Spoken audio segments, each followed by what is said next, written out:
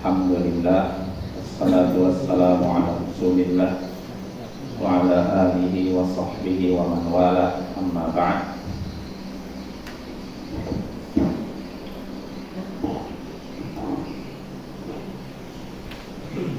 Ikhwah wal akhwat, a'azzani wa a'azzakumullah. Saudara-saudara yang semoga dimuliakan oleh Allah, kita bertemu kembali di malam Rabu untuk mengkaji fikih menggunakan kitab Addu'aul Bahiyah fil Masailil Fiqhiyah karya Imam Muhammad bin Ali Asy-Syaukani Al-Yamani rahimahullahu ta'ala. Ya, pada pertemuan sebelumnya kita masih di Kitabur Rahmi, kitab tentang gadai. Kita masih di awal-awal atau masih di situ ya. Ada 3 poin yang dibahas. Ya, mari kita ulangi lagi apa yang disebutkan oleh Imam Syaukani. Kata Imam Syaukani rahimahullah, yajuzu rahmu ma yamliku rahinu fi dainin alaih wa dhahru yurkadu wal laban yushrabu bi nafaqatil marhun wala yughlaqu rahnu bima fi. Boleh menggadaikan sesuatu yang dimiliki oleh orang yang menggadaikan karena hutang yang ada pada dirinya. Punggung hewan boleh dinaiki, susunya boleh diminum dengan memberikan nafkah kepadanya. Dan gadai tidak boleh ditutup, tidak boleh dikunci dengan segala yang ada padanya. Gadai tidak boleh dikunci, tidak boleh ditutup, atau tidak boleh hangus, ya istilahnya itu, dengan segala yang ada di dalamnya. Nah, jangan kita bahas ini. Ya, poin pertama yang disebutkan oleh Mas Syaukani di sini, boleh menggadaikan sesuatu yang dimiliki seorang karena hutang yang ada pada dirinya. Nah, ini sudah kita bahas, artinya hukum gadai ini diperbolehkan berdasarkan ijma' ulama, kesepakatan para ulama, dan tentu saja ijma' para ulama ini berdasarkan dalil Al-Quran dan Sunnah. Adapun Al-Quran yang sudah ayat Al-Quran yang menjadi dalil bolehnya gadai sudah kita bahas, yaitu firman Allah Ta'ala, wa in kuntum ala safarin walam tajidu katiban farihanum maqbudah. Kalau kalian berada dalam perjalanan dan kalian tidak mendapati orang yang menulis hutang piutang, maka hendaknya ada barang yang bisa dipegang sebagai gadai ya. Ini sudah kita bahas. Mayoritas ulama berpendapat gadai boleh baik ketika perjalanan jauh safar maupun di tempat. Sedangkan Zahiriyah, Mujahid, Dhahhak berpendapat gadai hanya boleh ketika safar saja berdasarkan lahiriah ayat. Kan Zahiriyah itu orang yang berpegang pada lahir.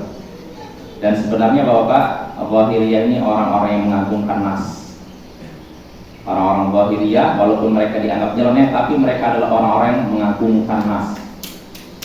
Jadi kita hargai ya. Tapi kalau lahiriah yang mereka pegang ternyata bertentangan dengan nas yang lebih jelas, tentu saja tidak kita pakai. Memang lahirnya ayat tadi berbicara dalam safar.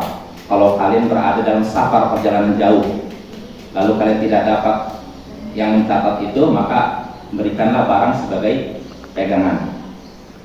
Ini memang lahiriah ayat menunjukkan ketika safar. Kalau kita memakai ayat ini saja, sekilas gadai hanya boleh ketika safar. Tapi sunnah menunjukkan bahwa gadai pun boleh ketika bukan safar, ketika mukim. Ya, diantaranya Nabi kita, beliau menggadaikan apa? Baju perangnya kepada Yahudi di Madinah. Itu menunjukkan beliau tidak sedang safar. Apa itu?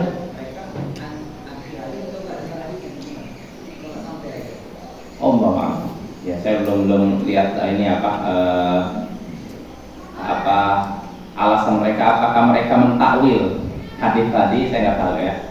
Tapi mereka berpatokan dengan lahiriah ayat. Ya, ya, lahiriah ayat. Namun kalau jumhur menyatakan lahiriah ayat itu kenapa menyebutkan safar? Kharaja makhrajal ghalib. Itu keluar ayat itu berbunyi konteksnya artinya seringnya begitu. Artinya orang biasanya gadai seringnya ketika safar, bukan ketika mukim. Tapi bukan berarti mukim tidak boleh gadai ya. Orang yang mukim tidak pergi jauh bukan berarti tidak boleh menggadaikan barang. Ya, dalil yang jelas itu hadis Nabi. Sunnah menunjukkan boleh menggadaikan barang ketika mukim. Itu Nabi kita sendiri mempraktekkan demikian, Bapak ya. Maka ini jelas. Ya, kalau ayat tadi kan muhtamal artinya multi tafsir, bisa maknanya begini, bisa begini. Ada dua kemungkinan. Tapi kalau hadis tadi sudah tidak ada lagi kemungkinan ini dan itu jelas. Nabi di Madinah beliau menggadaikan, jelas tidak ini atau sama? Saya yakin orang yang baca seawam apapun jelas, Nabi di Madinah beliau menggadaikan bajunya. Berarti gadai boleh ketika di tempat tidak sedang melakukan perjalanan jauh. Nah itu Bapak ya, itu kalau hadisnya jelas. Adapun ayatnya masih ada kemungkinan ini dan itu. Sesuatu yang jelas ini, sesuatu yang tidak jelas ditarik kepada yang jelas. Nah itu. Ya, jadi kesimpulannya boleh gadai baik ketika safar maupun mukim. Nah itu ya. Lalu berikutnya, pembahasan berikutnya yang disebutkan oleh Mas Syokani, wa qahru yurkab wal labanu yushrab binafaqatil marhun. Punggung hewan ini kalau menggadaikannya berupa hewan ya. Punggung hewan boleh dikendarai, susunya boleh diminum dengan memberikan nafkah kepada hewan tersebut. Bagaimana dengan hewan yang nggak menghasilkan? Contohnya? Contohnya kambing yang bisa dipelihara susunya nggak? Digadaikan. Siapa yang biayakannya? Yang biaya ini si pemilik kambing. Ya. Itu pemilik kambing. Artinya gini, asalnya pemilik kambing. Tapi kalau misalkan pemilik kambing artinya repot ya berarti yang ini. Tapi dengan syarat yaitu pemilik kambing harus tahu diri. Kalau dia nitip ini kan namanya kambing butuh makan. Akan butuh ya tahu diri lah ngasih apa kayak itu untuk ininya biaya bensinnya atau apakah ya, jadi gitu ya. Apanya tuh? Dia perlu duit. Ya berarti dia harus cari, si pemilik kambing harus cari rumput untuk kambingnya. Atau tidak ini? Kenapa? Jauh. Ya berarti si itu. Ya nanti ketika udah datang dia datang ya harus tahu diri lah. Iya, ibaratnya gitulah. Nah, bukan dia bayar bukan karena si pemberi utang ini berjasa nggak, tapi sebagai ganti itunya, upah untuk mencarikan itunya. Adapun kalau dia memberikan uang karena bentuk jasa balas jasa, dia udah ngasih utang saya gini, jangan ini, nanti masuk riba. Ya. Tapi kalau sebagai ganti upah dia mencari itu ya itu wajar ya. Nah itu ya, jadi punggung hewan boleh dikendarai, susunya boleh diminum dengan syarat dinafkahi, diberikan makan, minum hewan tersebut.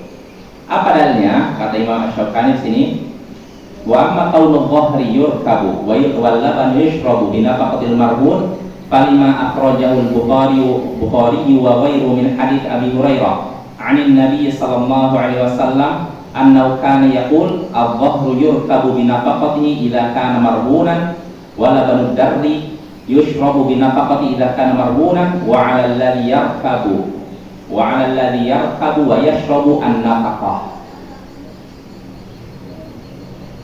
Adapun punggung hewan boleh ditunggangi, susunya boleh diminum dengan syarat memberikan nafkah kepada hewan tersebut. Itu berdasarkan hadis riwayat Bukhari dan selainnya dari hadis Abu Hurairah dari Nabi SAW bahwasanya beliau bersabda, punggung hewan boleh ditunggangi jika digadaikan dengan syarat diberi nafkah, dan susunya boleh diminum jika itu digadaikan dengan syarat diberi nafkah, bisa dikasih makan, minum semacamnya. atas orang yang mengendarai dan meminum wajib memberikan nafkah. Nah ini Nabi menyatakan orang yang mengendarai dan meminumnya harus memberikan nafkah. Artinya ini kalau barangnya itu bisa dimanfaatkan. Ya. Kalau bisa dimanfaatkan artinya otomatis dia udah ini kan, udah apa istilahnya mengurangi istilahnya apa ya, kadar hewan tersebut, maka dia harus cari nafkah, ngasih makan minum. Jadi nggak bisa dimanfaatkan begitu saja, Bapak ya. Jadi nggak boleh, oh kamu mau utang, ya udah, mana barang jaminannya untuk gadai ini, misalkan kambing, udah, nanti saya boleh pakai ini ya. Nah yang kayak gini nggak boleh. Tapi kalau dia pakai, lalu dia kasih nafkahnya, dikasih makan minum, ya nggak masalah. Karena kalau misalkan tidak dikasih makan minum juga, dia nanti apa? Mati kan? Nah maka karena dia sudah carikan makan minum, maka dia berhak untuk mengendarainya dan berhak untuk minum susunya. Jelas Bapak? Motor juga ini apa, kalau misalkan motor kan apa motor? Kalau nggak dibiarkan juga nggak rusak kan? Apa ya? Oh bensinnya, iya nggak boleh. Dia angin lah. Susah hidupnya kalau nggak dipakai. Dipanasi lah tadi. Aja dipanasin aja, salah. Nggak usah dipakai. Kecuali kasih hewan kalau misalnya nggak dicarikan makan, ini kan mati. Nah, maka carikan hewan, carikan makan minum. Nah, karena apa artinya yang mengutangi ini sudah dicarikan makan minum, maka dia pun berhak untuk menggunakan fasilitas itu untuk makan susunya atau mengendarai itunya ya, mengendarai. Dipakai beli minyaknya ya. Ya kalau misalkan gini ya, artinya asalnya nggak boleh seorang menggunakan fasilitas orang yang mengutangi, tidak boleh menggunakan fasilitas barang yang digadaikan. Kecuali kalau dikhawatirkan dia misalkan tidak dikasih makan minum bakal mati, maka dia boleh dengan syarat ngasih makan minum. Adapun motor dibiarkan nggak bakal mati kan, bertahan kan? Ya. Itu jangan, karena nanti khawatirnya dia istilahnya apa ya, pinjaman yang menghasilkan keuntungan. Oh iya lain lagi.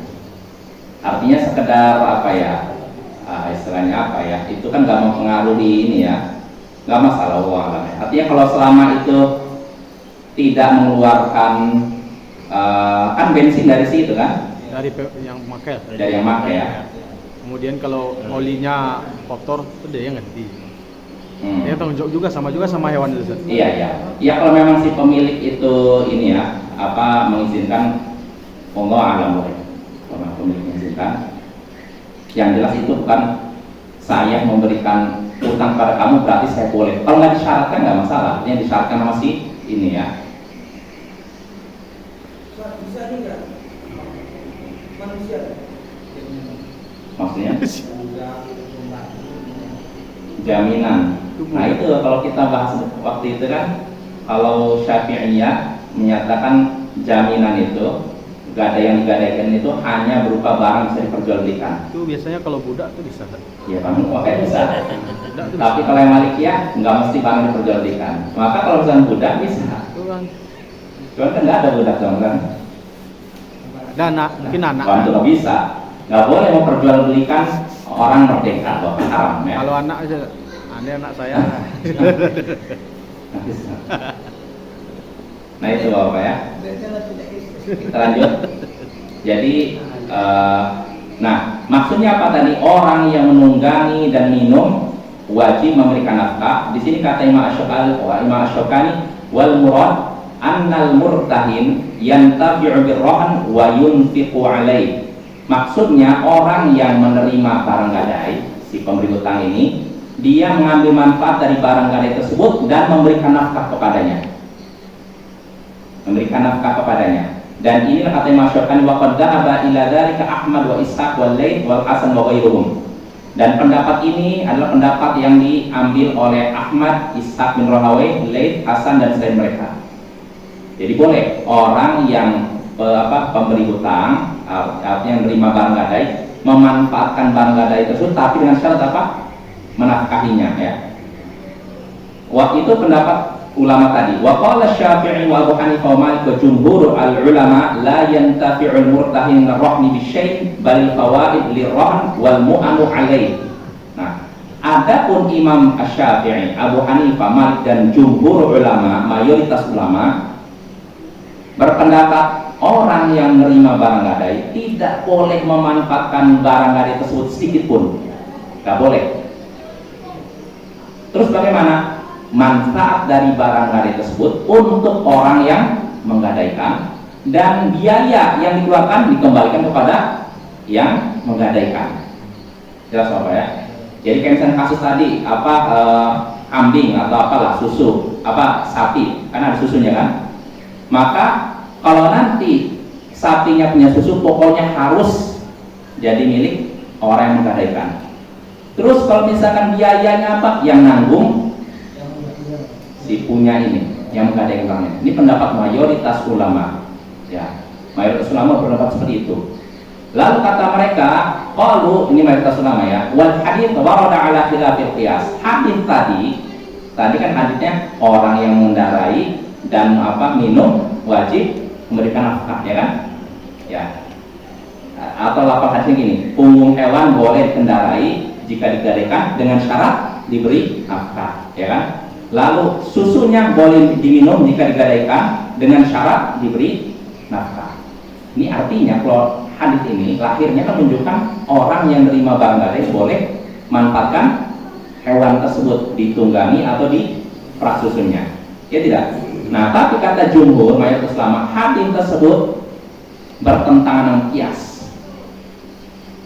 Dengan qiyas, artinya apa? Yang namanya, pokoknya yang namanya barang gadai harusnya tetap kewajiban orang yang menggadaikan, bukan orang yang menerima gadaian. Nah, ini kata jumhur ini bertentangan dengan qiyas. Namun kata Imam Syafi'i wa yujab, tapi itu bisa dijawab bi anna hadzal qiyasul fasidul i'tibar. Tapi bisa dijawab itu qiyas yang rusak, tidak diakui. Mabniun ala syafa jurfin har. Qiyas itu dibangun di atas tepi jurang. Artinya bakal nggak terima, roboh gitu. Artinya rapuh sekali qiyasnya. Nah, lalu kata Imam Syafi'i, jadi Imam Syafi'i membantah pendapat jumhur, kan mereka pakai qiyas. Bayangkan hadis dikatakan bertentangan qiyas, nggak bisa dipakai. Maka kata Imam Syafi'i, qiyasnya rusak, ya. Wala yasihhu al-ijtihad, artinya gini, qiyas itu rusak kan apa? Bertentangan dengan hadis. Dan memang begitu ya. Yang pendapat yang benar, pendapat yang disebutkan Imam Asy-Syafi'i, bahwasanya qiyas kalau bertentangan dengan nas, qiyas tersebut tidak bisa dipakai, ya. Lalu kata Imam Syafi'i juga, wala yasihhu al-ihtijaj bima warada minan nahi an tahliba masyiatar rajuli bi ghairi idzni kama fil Bukhari wa ghairi. Li'anna al-'am la yuraddu bil khas bal yubna 'alaih. Dan tidak sah, tidak pas atau tidak benar beralasan dengan hadis yang melarang memerah susu milik susu hewan milik seorang tanpa izinnya. Jadi jumhur melarang orang yang menerima barang gadai untuk memerah susu. Di antaranya menggunakan dalil apa? Hadis yang menyebutkan tidak boleh memerah susu hewan milik seorang tanpa izin. Ini berarti nggak boleh itu katanya, kata jumhur. Namun kata Imam Syafi'i, ini nggak bisa dipakai karena hadis tadi itu khusus. Yang tadi larangan memerah susu hewan tanpa izin ini umum. Yang khusus ini membatasi yang umum. Jadi dahulukan yang khusus dibandingkan yang umum, Bapak ya. Nah, jadi kesimpulannya tetap boleh, pendapat yang kuat, orang yang menerima barang gadai boleh memanfaatkan barang gadainya, hewannya selama diberi nafkah. Ya, jadi ini pendapat yang kuat, walaupun mayoritas ulama berpendapat itu tidak boleh, Bapak ya. Jelas ya? Itu tentang permasalahan memanfaatkan barang gadaian. Lalu berikutnya, pembahasan berikutnya, kata Imam Asy-Syaukani, wa amma qawluhu la yughlaqu rahnu bima fi fali hadits Abi Hurairah 'anil Nabi sallallahu alaihi wasallam la yughlaqu rahnu min sahibihi alladhi rahanahu lahu ghanamuhu wa 'alaihi gharamuhu. Akhrajahu Syafi'i wa Daruqutni wal Hakim wal Baihaqi wa Ibnu Hibban fi sahihi wa hasanahu Daruqutni isnadah. Adapun pembahasan ketiga nih, tadi yang pertama boleh gadai, jelas hukumnya boleh. Lalu tadi bolehnya memanfaatkan barang yang digadaikan dengan syarat diapakan? Dinafkahi barangnya, hewannya ya. Lalu berikutnya, pembahasan berikutnya, gadai ini tidak boleh ditutup. Segala gadai, barang gadai tidak boleh ditutup dari pemiliknya, pemilik barang tersebut. Maksudnya apa? Sini kita baca. Tadi sudah saya bacakan. Adapun barang gadai tidak boleh ditutup, tidak boleh kunci. Itu berdasarkan hadis Abu Hurairah dari Nabi Sallallahu Alaihi Wasallam. Beliau bersabda, barang gadai tidak boleh ditutup dari pemiliknya yang menggadaikannya. Dia bisa mendapatkan keuntungannya dan dia juga menanggung kerugiannya. Maksudnya begini, tidak boleh menutup barang gadai dari pemiliknya. Kasusnya seperti ya kita kan tadi saya pinjam uang ya berapa 1 juta nih saya gadaikan apa 1 juta HP lah, iPhone atau apa 1 juta tapi gadainya iPhone. Nah, kapan bayar kamu 1 juta? 2 bulan lagi. Misalkan sekarang tanggal 30 Juli, berarti tanggal 30 September. Nah, tibalah waktunya untuk membayar 1 juta itu. Nah, ternyata sudah sampai tanggal 30 September. Saya kan udah memberikan jaminan apa tadi? HP pada seorang kan, sudah dapat uang. Lalu saya nggak bisa bayar. Maka si pemilik penerima barang gadai ini yang minjamkan uang ini, nah karena kamu tidak bisa bayar, otomatis HP ini jadi milik saya. Kamu nggak bisa lagi dapat ini. Nah ini nggak boleh, nggak boleh barang gadai itu ditutup dari pemiliknya. Nggak boleh. Dia bisa mendapatkan keuntungan dari barang gadai tersebut si pemiliknya, dan dia juga menanggung kerugiannya. Maksudnya apa? Kalau misalkan HP saya tadi digadaikan ke dia, lalu saya dapat 1 juta, lalu saya nggak bisa bayar, lalu ternyata si pemilik butuh uang, ya udah saya jual deh HP kamu ya, HP saya dijual nih, ternyata dapat 5 juta, maka kan minjemnya saya berapa? 1 juta, dijual 5 juta, berarti selisihnya berapa? 4 juta. Maka 4 juta ini nggak boleh diambil si pemberi utang ini. Tetap 4 juta jadi milik saya. Tetap ya. Dan kalau ternyata dijual harga HP-nya 500.000, berarti yang rugi siapa? Gitu kan? Nah, apakah karena jual 500.000? Oh ya udah, saya udah selesai nih, saya nggak perlu bayar lagi. Itu udah 500.000. Bagaimana? Tetap saya harus nambah 500.000 lagi. Berarti berarti boleh juga setiap orang yang milik HP jual HP-nya sendiri. Kan dia nggak ada kan HP-nya deh. Saya mau jual HP saya ambil lah untuk bayar utang saya sama kamu. Boleh seperti itu enggak? Menjual kepada pemberi hutang ya? Ya. Oh, ya ini maksudnya apa nih? Seperti agak rumit, bagaimana ya? Ada yang tahu bagaimana? Kayaknya pernah kita bahas ya kayaknya. Kalau, hah? Iya, kan kayak gitu. Maksudnya bayarnya nggak pakai uang, pakai HP lagi? Enggak, pakai uang lah. Pakai uang, Iyalah. terus? Mana jual lah teman. Enggak, mas, saya misalkan tadi kan gadaikan ini, lalu sudah uang 1 juta. Terus setelah itu maksudnya saya bayar? Iya, anak jual sama antum. Oh, maksudnya udah kamu aja ambil itu? Iya, cuman harganya tinggi, 4 juta lah kan. Tuh Itu agak syubhat itu. kan ada 4 juta lagi itu. 1 juta untuk antum kan. Biar itu bayar utang. Bagusnya selesaikan dulu ininya. Selesaikan dulu ininya apa bayarnya. Nah, karton ini aja kalau mau enaknya tadi, kalau misalkan dijual sama orang itu, saya kan gadaikan ini kan dapat 1 juta. Kalau sampai waktunya tiba, saya belum bisa bayar, maka si pemberi pinjaman ini bertanya saya, gimana nih? Saya juga butuh uang. Ya udah jual lah. Dijual ternyata harganya 5 juta, anggapnya. Berarti kan selisih 4 juta. 4 juta tetap milik saya. Jelas apa ya? Nah, itu. Ya, kalau Kalau itu kan udah jelas. Nah, dia sendiri yang beli yang ini. dia sendiri khawatirnya itu masuk apa ya? Ina atau apa? Itu ada syubhat gitu. Ada unsur. Kalau dia membeli nanti dia pasti yang beli pembeda. Iya, itu dikhawatirkannya. Jadi dia nanti khawatirnya gini, dia manfaatkan hutang untuk meringankan harga. Itu hati-hati itu masuk riba kalau itu.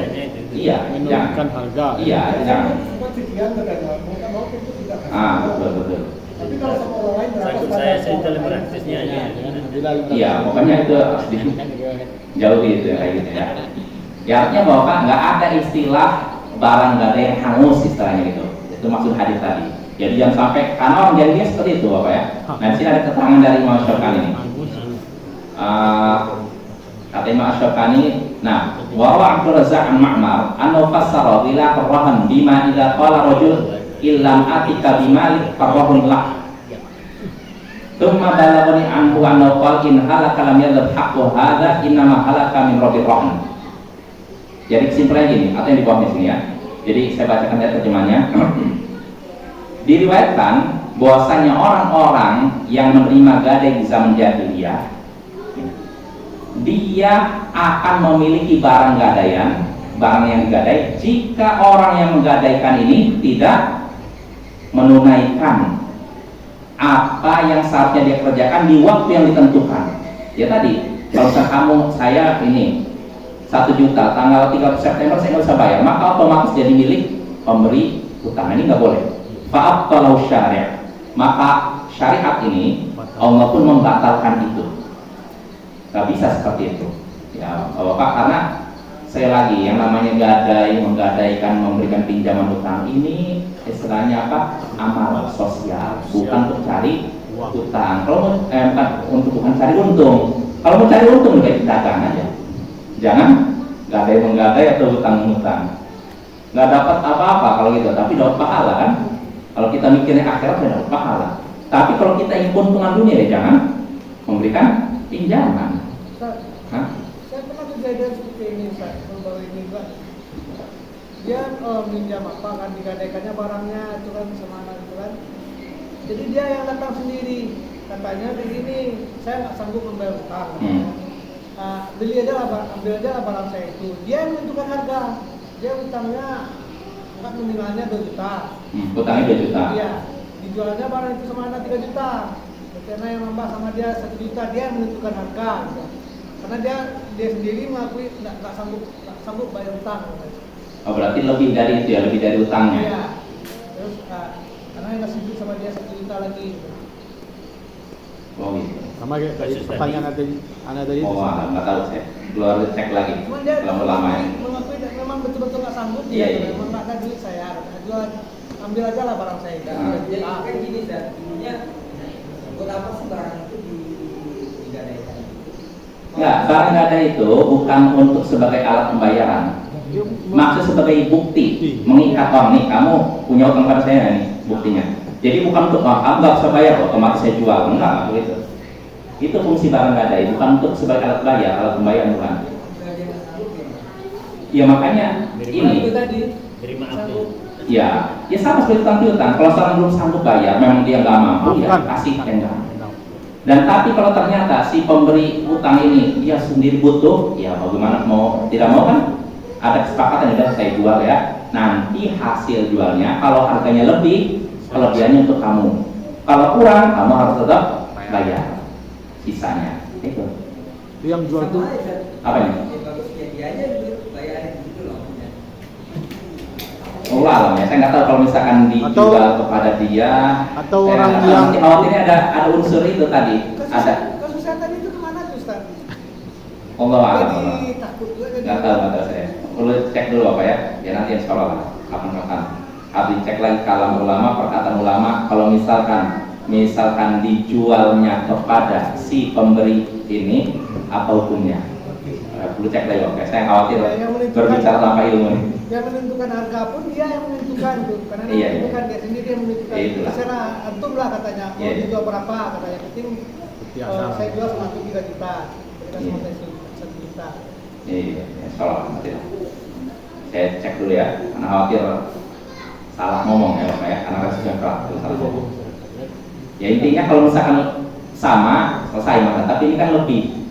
Nah, dijualnya kepada itu pula. Nah, ini yang jadi masalah. Yang harus kita harus ngecek lagi perkataan ulama apa hukum seperti itu. Ya, intinya bahwa masalah muamalah itu memang masalah yang pelik, rumit. Ya, harus kita pelajari dengan serius. Ya, Kalau mau amannya Pak Ustaz, orang yang punya HP ini jual dulu baru bayar Ustaz. Itu aman. itu lebih bagus. Iya, lebih bagus. Lebih bagus. Dulu amannya. Lebih aman begitu.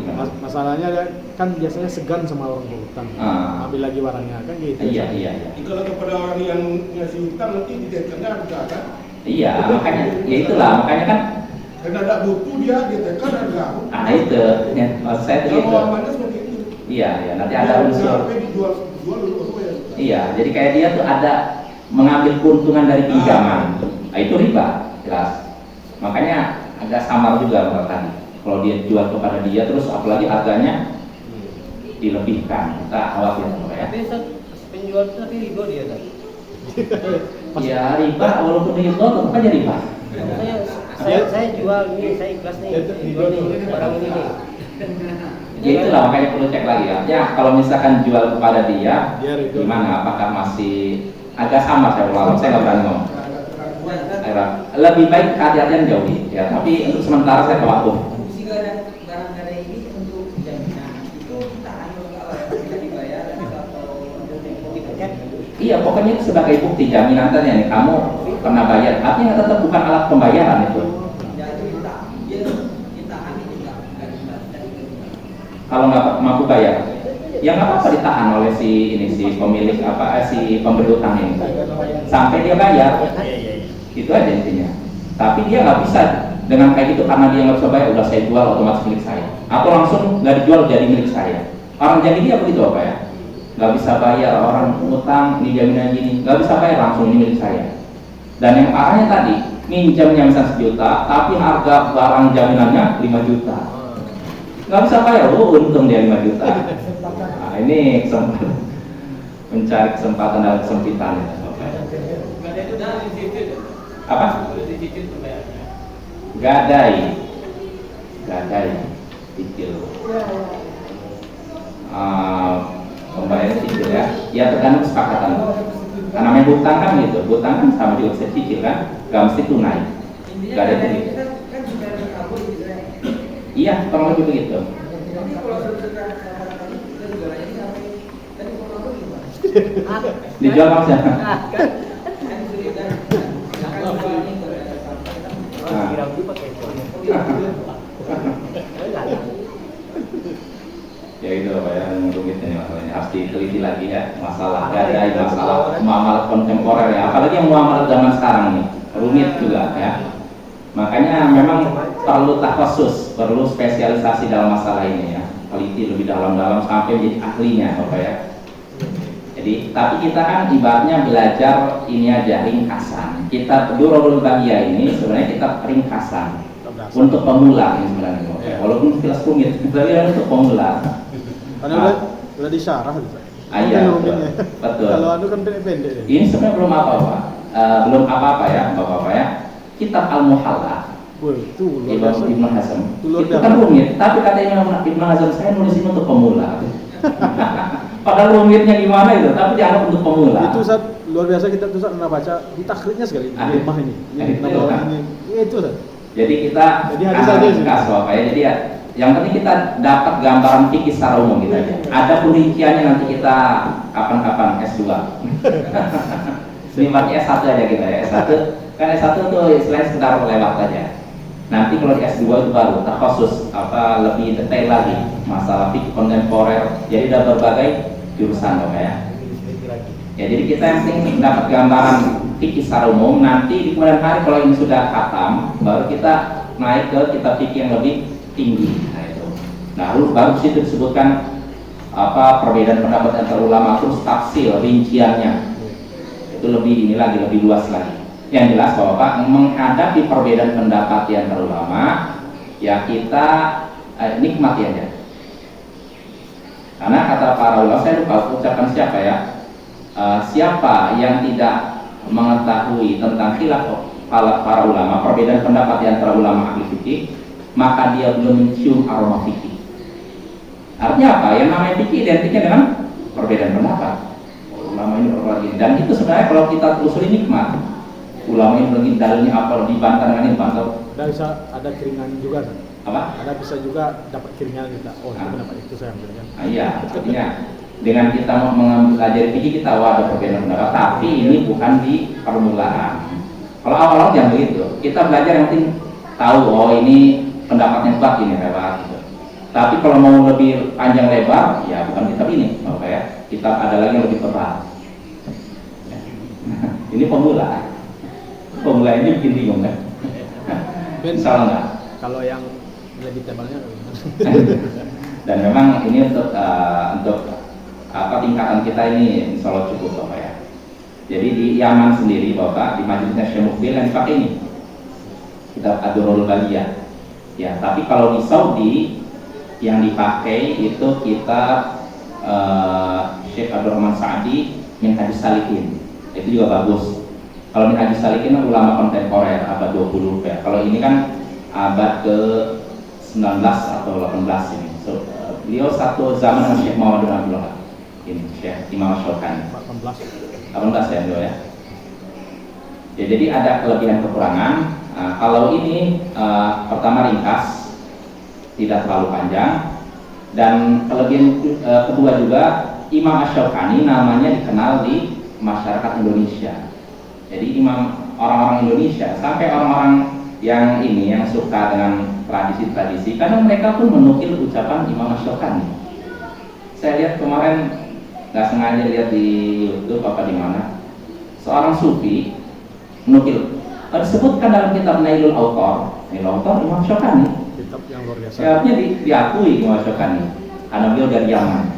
Ya, Pak ya. Kenapa? Iya, artinya beliau tuh bisa diterima juga dari kalangan orang-orang yang istilahnya tradisional. Iya, tradisional kayak gitu lah, Imam Asy-Syaukani. Sama dengan Subul Salam, Imam As-San'ani. Yaman. Asy-Syaukani. Beliau kalau akidah nulis tapi tidak banyak, lebih banyak yang beliau masalah hadis, masalah fikih, masalah usul fikih. Tapi beliau menyebutkan, beliau membantah orang yang istighotsah kepada orang mati, itu kan dibenci oleh kaum sufi itu. Kalau di Nailul Autor itu dibahas. Iya, tapi walaupun itu dipakai gitu ya. Kan aneh kan? Berarti tidak dibaca terus. Iya, gitu lah. Jadi ada bagusnya juga Bapak ya, kita bahas ini biar nanti orang kalian ini anti mazhab, berpegang teguh dengan kitab ulama. Nih kata siapa nih? Kitabnya Imam Asy-Syaukani. Kalian pakai Imam Asy-Syaukani, kita juga pakai Imam Asy-Syaukani, gitu Bapak ya. Jadi ada pegangan Bapak ya. Ini kalau kita, jadi Imam Asy-Syaukani termasuk ulama yang istilahnya apa ya, la tamadhub, beliau tidak ikut dengan mazhab fikih yang empat. Beliau tidak ngikutin fikih mazhab yang empat, Imam Abu Hanifah, mazhab Hanafi, Maliki, Syafi'i dan Hambali. Beliau mujtahid. Beliau tidak terikut, beliau mengikut pendapat beliau sendiri, artinya tarjih beliau dari pendapat ulama yang ada yang dahulu. Makanya ini nggak bisa digolongkan fikih Hambali enggak, fikih Hanafi enggak, Syafi'i enggak.